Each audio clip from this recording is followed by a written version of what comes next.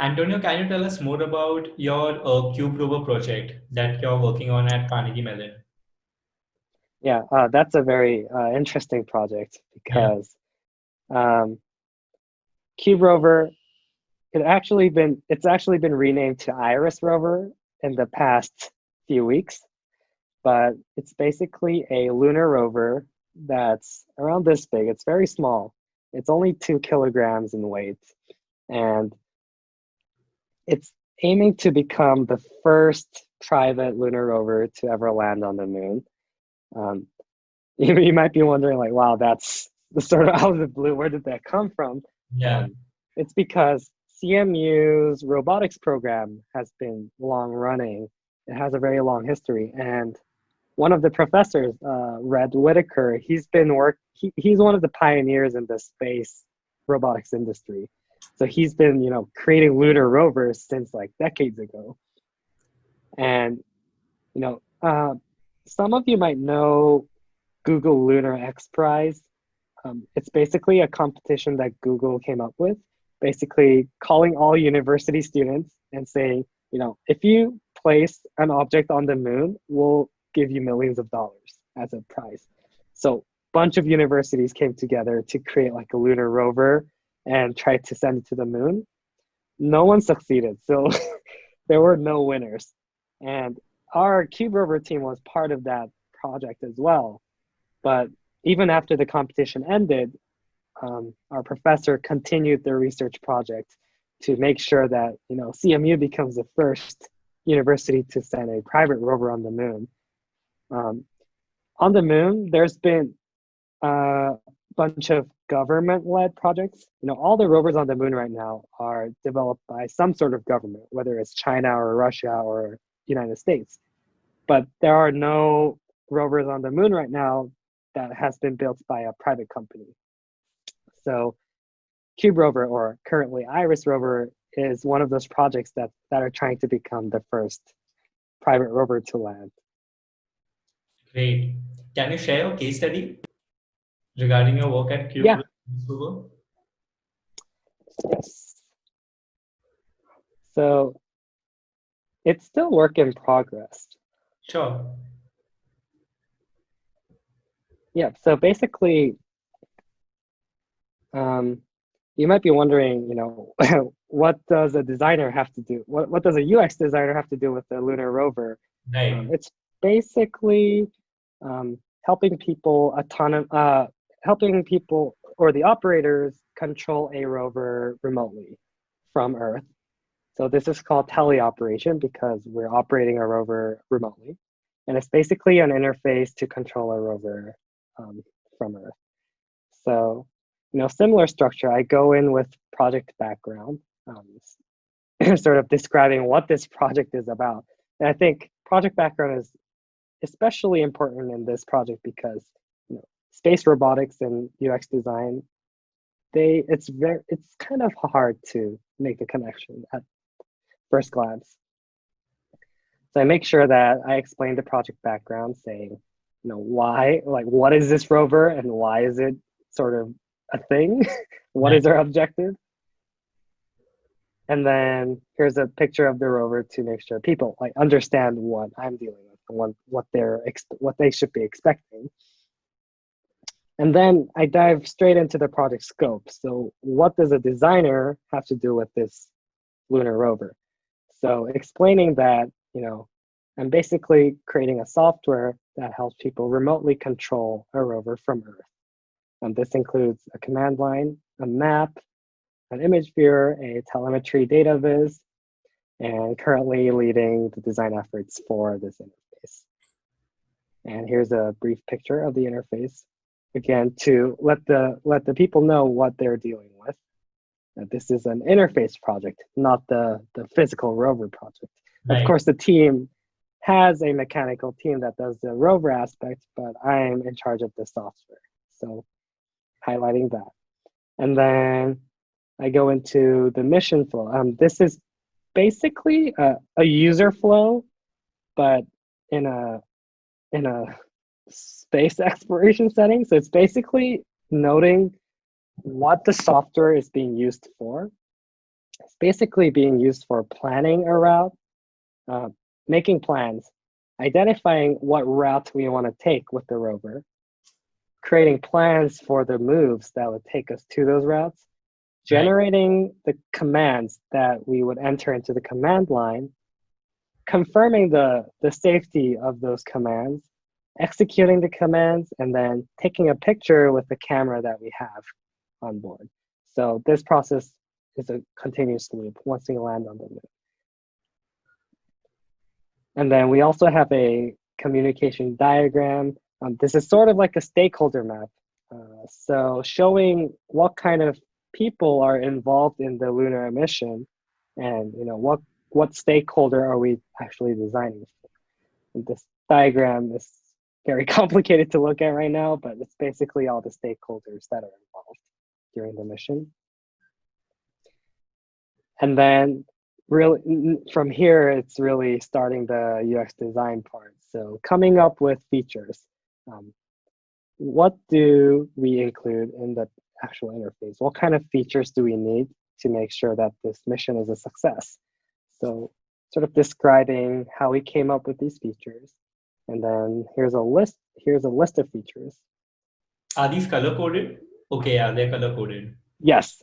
So the blue ones are MVP features, the bare minimum features that we need to have. And then the green are nice to haves that if we do have them, it would be nice. It would help us with the mission, but it's not mission critical. Right.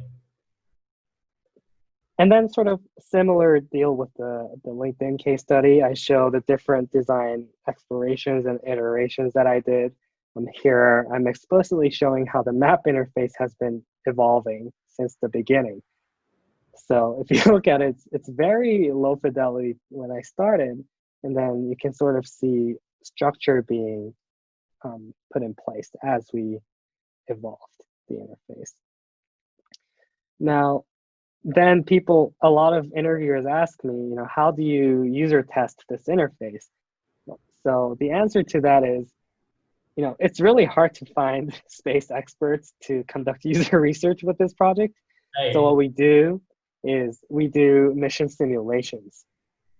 So we make a virtual lunar surface on a game engine called Unreal Engine 3. And then we connect it to our interface that's developed with a real backend developer and a front-end developer. And then we try to run the mission, sort of gather all the team leads together and pretend that we're actually doing the mission. And then we would use the software, and that would sort of unravel a lot of different problems that we couldn't anticipate with designers themselves. Here's also a picture of like us doing paper prototyping, so printing a wireframe out and then sort of letting the operator show us what would they do if they wanted to plan a route around an obstacle. So we use a variety of mixture of low fidelity testing methodologies and also high fidelity methodologies. Here's a little video of our virtual lunar mission. And then, this is a very complex project with a lot of different parts. We also created a design system. This is a little outdated, but this was the first version of the design system. And then really the design system was made because our interface got more complex as we moved further. And, we hired more designers to work on the interface. And we noticed that, more designers working on it means a lot of differences and variances happening all over the interface. So we needed a way to sort of amalgamate all these differences together so that the interface becomes cohesive. Right. So design system it became like a necessity when we hired more designers. And then I go into this is a better example of feature by feature explanation. Those ones don't have an interactive prototype because we're currently still working on this project. So the interface is still evolving and we're not at the interactive prototype stage yet. But I still use the same approach of splitting the project up by features. So This particular section is explaining how we add routes. This section is explaining how we edit the routes by dragging the dots. This section is introducing a concept called point of interest. So, when we travel along the moon surface and we encounter like a boulder or something, Right. how do we save that into a database? So this is explaining how we save it into a database and place it onto a map. And a circumnavigation feature. This is very interesting because when we see a boulder, first instinct might be, oh, we need to avoid that boulder. But what we actually want to do is get close to the boulder and inspect at a close range. So we want to take multiple pictures from different angles of the same border. So we have a neat feature that automatically plots equidistant photo zones around a point of interest. So that's called circumnavigation, which is a whole new feature on its own. So that occupies a section on its own. So yeah, that's the Cube Rover project in a nutshell. Especially since it's a Lunar project and also it's been funded by NASA. Yeah, it's been funded by NASA up until a few months ago. Yes. Nice. A couple of follow-up questions, Antonio. So, since this is a very unique project, how do you do any form of analysis compare it with any other softwares? Because I'm not sure if there are any open source or available softwares for students. So, how do you make sure that you're on the right track? Oh, for the Cube Rover project? Right. Yeah, it's a bit difficult with the Cube Rover project especially because we're trying to become the first private rover to land on the moon. So we're trying to set precedents. So there's not many resources that we can look for when we're looking for success criteria. So some of the things that we do is we read a lot of documents from NASA. NASA has a lot of old documents from a bunch of old missions where they talk very in depth about how teleoperations work. There's also a book written by a former NASA engineer called Seeing Like a Rover. It's basically a story about how they created an entire Lunar Rover and then the whole process, the whole design process, the mechanical design, the software design aspect. So basically going into the shoes of the rover and seeing like a rover. In that book, there's a part where the engineers actually go into a box, like a paper box, and drill a hole in the box to see what it feels like to be a rover and to see it from a rover's perspective. So, we look at a lot of literatures.